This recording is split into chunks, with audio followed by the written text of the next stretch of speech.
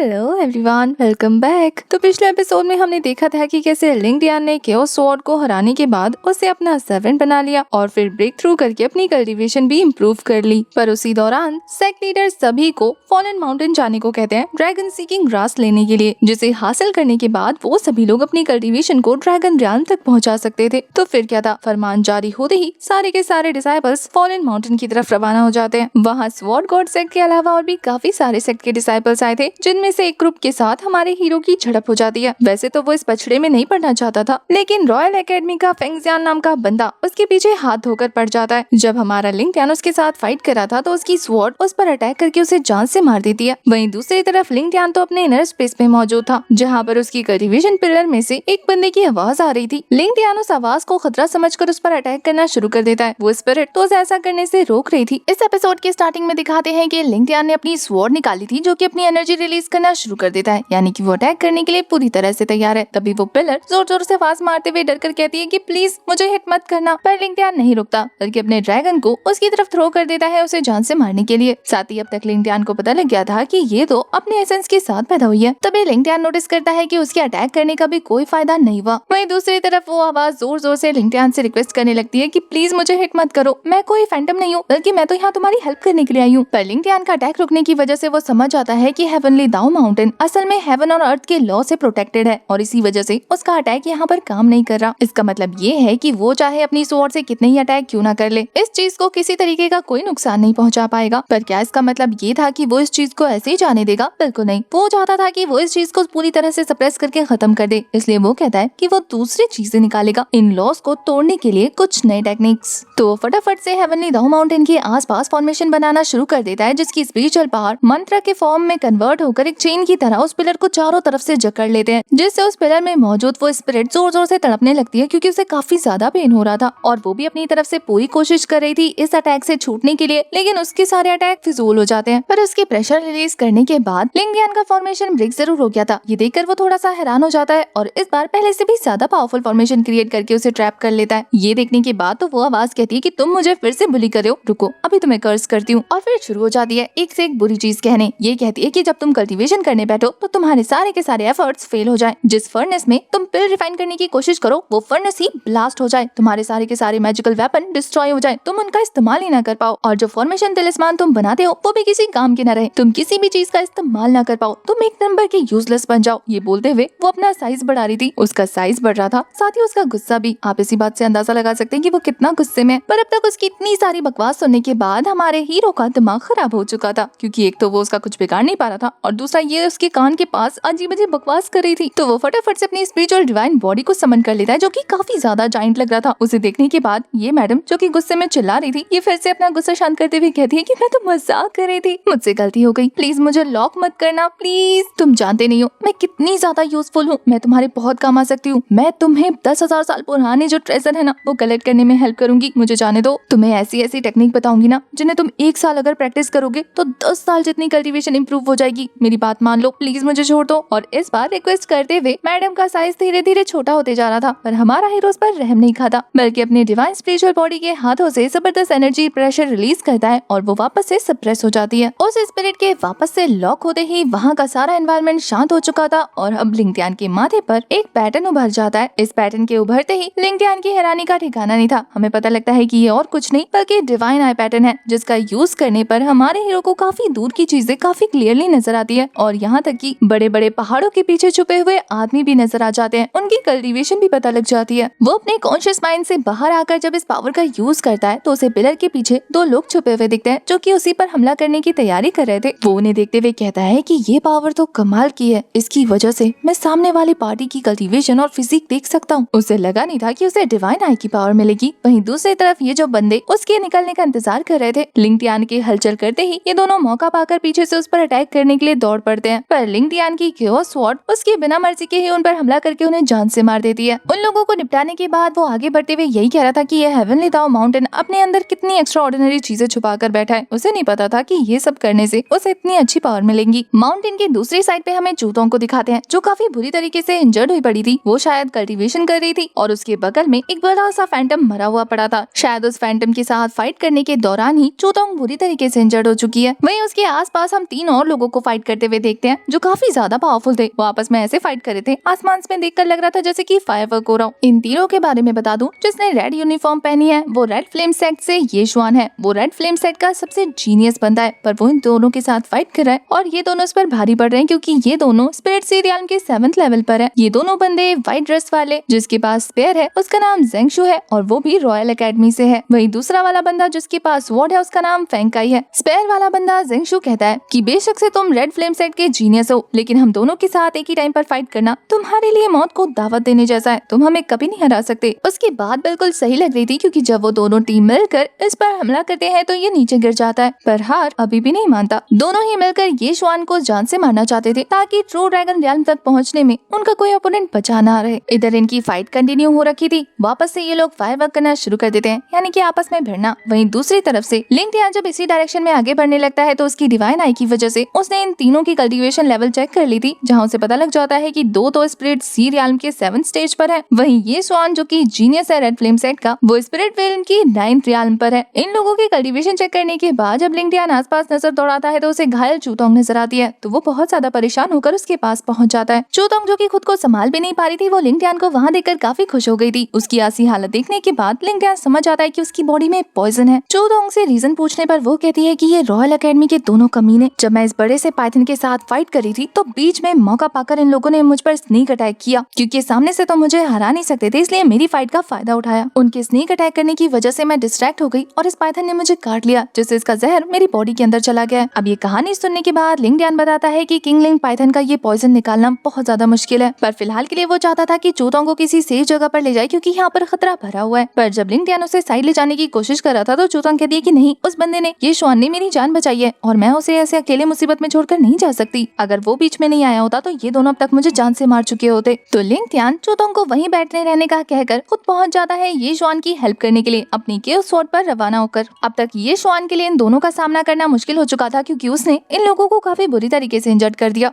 ये बंदा तो अपने स्पेयर से ड्रैगन स्पिरिट को बाहर निकालते हुए कहता है कि बहुत शौक था ना तुझे हीरो बनने का, कोई बात नहीं, अब अपनी जान देकर अपनी हीरोगिरी साबित करियो। स्वॉर्ड वाला बंदा भी अपनी स्वॉर्ड स्पिरिट को रिलीज कर देता है और ये दोनों ही अटैक जब ये श्वान की तरफ थ्रो हो चुके थे तो वो खुद को प्रोटेक्ट करने के लिए अपने आसपास बैरियर क्रिएट कर देता है। इस पावरफुल अटैक की वजह से वहाँ पर काफी जबरदस्त धमाका क्रिएट हो चुका था। इन दोनों को तो लग रहा था कि इनका ओपोनेंट मारा गया होगा, लेकिन लिंकडियन बीच में आकर उस बंदे को बचा चुका था। लिंकडियन के आने की उम्मीद तो इन्हें थी नहीं, तो इस वजह से उसे देखकर ये दोनों भौचक्के रह जाते हैं। पर लिंकडियन की कल्टीवेशन चेक करने के बाद ये दोनों कहते हैं कि एक और स्पिरिट फील्ड रियल्म का बंदा, तुझे क्या लगता है कि तू हमें हरा सकता है? ऐसी कल्टीवेशन के साथ तू दूसरे की जान बचाना है, जबकि तुझे खुद नहीं पता कि तू और कितने सेकंड का मेहमान है। लोग तुझ पर हंसेंगे बेवकूफ। लिंकडियन तो उसकी बकवास को इग्नोर करते हुए चुपचाप सीधे सरल शब्दों में उनसे सवाल पूछता है कि क्या मेरी सीनियर सिस्टर को हर्ट करने वाले तुम दोनों हो? सीनियर सिस्टर वाली बात सुनने के बाद ये बंदा हंसते हुए कहता है कि अच्छा, वो स्वॉर्ड गॉड सेक्ट वाली तेरी सीनियर सिस्टर है, तो तू भी वहीं का है। वैसे तू क्यूरियस था होगा ना ये जानने में कि आखिर हम दोनों ने तेरी सिस्टर को जान से क्यों नहीं मारा? फेंकाई कहता है क्योंकि तुम्हारी सिस्टर बहुत ज्यादा सुंदर है। हमने सोचा कि पहले तेरी सीनियर सिस्टर की खूबसूरती का फायदा उठाया जाए। मारने के लिए तो हमारे पास काफी वक्त पड़ा है और इसके अलावा फाइट करते हुए हम काफी ज्यादा थक भी तो गए ना, हमें अपनी थकान भी तो उतारनी है। ये बोलने के बाद वो कमीने जोर जोर से हंसने लग गए थे। लिंकडियन का गुस्सा 7वें आसमान पर पहुंच चुका था, इसलिए जैसे ही वो अटैक प्रिपेयर करने लगता है ये जुआन उसे रोकते हुए कहता है कि लिटिल ब्रो, तुम इतने पावरफुल नहीं हो कि इन दोनों के साथ फाइट कर सको। तुमने मेरी जान बचाई, उसके लिए बहुत बहुत शुक्रिया। अब बाकी का मुझे संभालने दो। पर लिंकडियन का गुस्सा अब बहुत ज्यादा बढ़ चुका था, इसलिए वो कहता है कि मुझे बॉदर करने की जरूरत नहीं। और फिर इसके दूसरे ही पल केओस स्वॉर्ड के मल्टीपल क्लोन्स तैयार करने के बाद वो एक जायंट स्पिरिचुअल स्वॉर्ड क्रिएट करता है और उसी से अटैक थ्रो कर देता है। ये अटैक सच में बहुत ज्यादा जायंट था। इन दोनों बंदों को आइडिया हो गया था कि ये अटैक कितना पावरफुल हो सकता है, इसलिए उन्होंने पहले ही बैरियर क्रिएट कर दिया था। पर जैसे ये स्पिरिचुअल स्वॉर्ड आकर उनके बैरियर से टकराती है और वो बैरियर चूर चूर होना शुरू होता है, तब जाकर इन्हें एहसास होता है कि ये अटैक कितना पावरफुल है, उनकी सोच से भी ज्यादा। ये अटैक उनके बैरियर को तोड़ते हुए उन्हें जबरदस्त तरीके से हिट करता है। वो लोग काफी बुरी तरीके से इंजर्ड हो चुके थे और अब तक उन दोनों को ही आइडिया हो गया था कि जितना अंडर एस्टिमेट उन्होंने लिंकडियन को किया है, उसकी स्ट्रेंथ उसकी कल्टीवेशन से कहीं ज्यादा है। अब लिंकडियन को गुस्से में अपनी तरफ आता देखकर वो दोनों कहते हैं कि देखो, हमें हट करने की कोई जरूरत नहीं है, हम रॉयल एकेडमी से हैं। अगर तुमने हमारे साथ कुछ किया तो हमारे एकेडमी के एल्डर्स तुम्हें जिंदा नहीं छोड़ेंगे। पर लिंकडियन भी लाइक, मैं ऑलरेडी रॉयल एकेडमी के काफी सारे नमूनों को निपटा कर आ रहा हूँ, अगर 2 और हो गए तो कुछ नहीं जाएगा। पर लिंकडियन इन्हें कुछ कर पाता उससे पहले ही तभी वहाँ पर एक तेज एनर्जी आसमान की तरफ जाने लगती है और वहाँ पर उन सभी के सामने ड्रैगन सीकिंग ग्रास अपीयर हो जाता है, जिसे देखने के बाद सभी का ध्यान अब उस ड्रैगन सीकिंग ग्रास की तरफ आ चुका था और वो सभी लोगों से झपटने के लिए आगे बढ़ने लगते हैं। पर तभी वहाँ पर एक बंदे की एंट्री हो जाती है जो उन्हें अपनी पावर की हेल्प से दूर धकेल चुका था। हमें पता लगता है कि ये बंदा त्यान हाईसेक का लो किंग है जो कि स्पिरिचुअल रियल्म के 8th स्टेज पर है। उस बंदे की पावर एक्स्ट्रा ऑर्डिनरी थी। वो कहता है कि अब किस किस को इस ड्रैगन ग्रास को हासिल करना है। लिंग टियान उस बंदे को काफी गौर से देखते हुए हमें बताता है कि लिन किंग इसके पास दाओ वांग बॉडी है जो कि बहुत ही ज्यादा रेयर और पावरफुल मानी जाती है। हमारा हीरो लिंग टियान भी उसकी इस दाओ वांग बॉडी से इम्प्रेस लग रहा था। अब सोच सकते हैं कि ये पावर कैसी होगी। अब तक लिंग टियान के पास चूतोंग आ चुकी थी। चूतोंग को देखने के बाद इस बंदे की आंखों में प्यार झलक उठता है। वो कहता है कि तोंग तुम भी यहाँ पर हो। चूतोंग उसका अप्रोच देखने के बाद कहती है कि तुम मेरा नाम कैसे ले रहे हो? क्या मैं तुम्हें इतने अच्छे से जानती भी हूँ जो तुम मुझे मेरे फर्स्ट नाम से बुला रहे हो? वो बंदा इतना रूखा जवाब सुनने के बाद भी काफी पोलाइटली कहता है कि अरे कैसी बात कर रही हो? वैसे भी आज नहीं तो कल हम दोनों फैमिली बन ही जाएंगे, तो फिर इतनी बेरुखी क्यों? पर चूतोंग को देखकर ऐसा लग रहा था जैसे कि वो इस बंदे को यहाँ पर बर्दाश्त ही नहीं कर पा रही है। वहीं वो बंदा तो उसके सामने आ जाता है अपने गुस्से वाले रूप को छोड़कर भूखी बनता हुआ। वो कहता है कि अगर तुम चाहो तो मैं तुम्हें 2 ड्रैगन सीकिंग ग्रास दे सकता हूँ। पर चूतोंग उसे फिर से झड़पते हुए कहती है कि बकवास बंद करो, मुझे नहीं चाहिए। बेचारे के तो होश उड़ जाते हैं। उसे लगा नहीं था कि वो इतने रेयर ट्रेजर के लिए भी मना कर देगी। यहाँ लिंग टियान चूतोंग से कहता है कि क्या तुम इसे जानती हो? चूतोंग तो सीधा डिनाई कर देती है कि नहीं, मुझे नहीं पता कौन है ये। पर तभी एक लड़की की एंट्री होती है जो कि बताती है कि इसका नाम लो किंग है जो कि लो फैमिली से है। योजो सिटी का नाम सुना है, वहाँ की लो फैमिली से। और इतना ही नहीं, ये तो असल में चूतोंग का फियांसे है। इसी वजह से तो बंदा बैडी से पूकी बन गया। इधर ये सारी इन्फॉर्मेशन देने वाली खूबसूरत सी लड़की का नाम जिंगयू है जो कि जियाओ याओ सिटी की मास्टर है और ये भी स्पिरिचुअल रियल्म के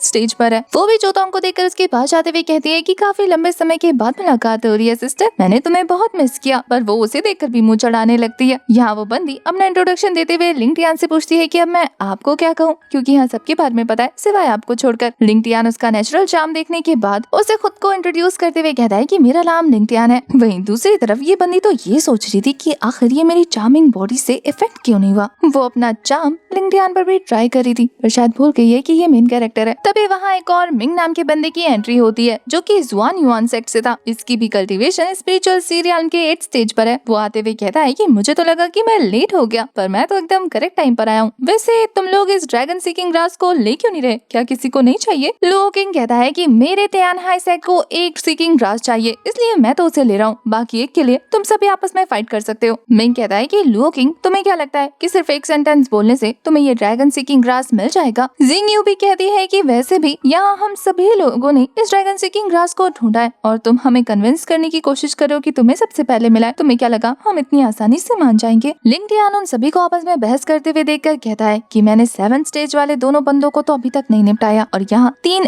8th स्टेज वाले बंदे पहुँच गए हैं। ऐसा लग रहा है कि सिचुएशन धीरे धीरे और टेंस हो जाएगी। इनके हाथों से ड्रैगन सीकिंग ग्रास निकालना मुश्किल होगा क्योंकि अभी अभी लिंग टियान ने अपने हेवनली दाओ मॉन्यूमेंट के साथ फाइट की है। उसको सप्रेस करने में उसकी आधी एनर्जी चली गई है। अब अगर वो फाइट कंटिन्यू करेगा वो भी इतने पावरफुल लोगों के साथ तो ऑब्वियसली उसके लिए परेशानी बढ़ जाएगी। पर वहीं दूसरी तरफ लो किंग को दिखाते हैं जो कि फाइट के लिए पूरी तरह से रेडी हो चुका था और एक काफी खतरनाक अटैक भी प्रिपेयर कर लेता है उस ड्रैगन सीकिंग ग्रास को हासिल करने के लिए। लेकिन इससे पहले कि वो वहां पर पहुंच पाता तभी पीछे से जिंगयू भी उस पर अटैक थ्रो कर देती है ताकि वो उसे हासिल कर सके। सबसे पहले सभी लोग उस ड्रैगन सीकिंग ग्रास की तरफ आगे बढ़ना शुरू कर चुके थे। हमारा हीरो लिंग टियान भी। लिंग टियान की स्पीड बहुत ज्यादा तेज थी इसलिए उसे मिंग नोटिस कर उस पर अपना एरो शूट कर देता है। अब जब ये बंदा भी लिंग टियान के पीछे बिजी हो गया था तो लिंग टियान चूतोंग को इशारा करते हुए कहता है कि सीनियर सिस्टर अब जल्दी से इस मौके का फायदा उठाते हुए उस ड्रैगन सीकिंग ग्रास को हथिया लो। सभी का ध्यान अचानक से चूतोंग की तरफ पड़ता है जो कि आगे बढ़ रही थी बिना किसी अदर डिस्ट्रैक्शन के। पर तभी हमें पता लगता है कि नीचे एक और बंदा उसे रोकने के लिए तैयार बैठा था। वो अपने स्पिरिचुअल ड्रैगन को उसकी तरफ थ्रो कर देता है। चूतोंग उस ड्रैगन सीकिंग ग्रास तक पहुंच चुकी थी और साथ ही ये स्पिरिचुअल ड्रैगन उस तक पहुंच चुका था। लेकिन इससे पहले कि ये ड्रैगन उस पर अटैक कर पाता तभी उसका रास्ता रोकने के लिए लिंग टियान बीच में आ जाता है और वो स्पिरिचुअल ड्रैगन ऑलमोस्ट हमारे लिंग टियान को निगलने ही वाला था। और इसी इंटेंस सीन के साथ हमारा ये वाला एपिसोड हो जाता है खत्म। अब तो नेक्स्ट एपिसोड में देखने को मिलेगा कि वो ड्रैगन सीकिंग ग्रास किस किस के हाथ लगता है। क्या आप नेक्स्ट एपिसोड के लिए एक्साइटेड है? अगर हाँ तो कमेंट में जरूर बताना। तब तक के लिए bye bye, tata, take care. साथ ही लिंग टियान जैसा ही एक और पावरफुल हीरो जियांग हान भी है। उसकी लुक और स्टाइल बिल्कुल हमारे लिंग टियान से मेल खाता है। अगर अभी तक आपने वो वाली सीरीज नहीं देखी है तो लिंक मैं प्रोवाइड कर दूंगी, उसे भी चेक करके बताना कि उसकी स्टोरी कैसी लगी। Okay bye.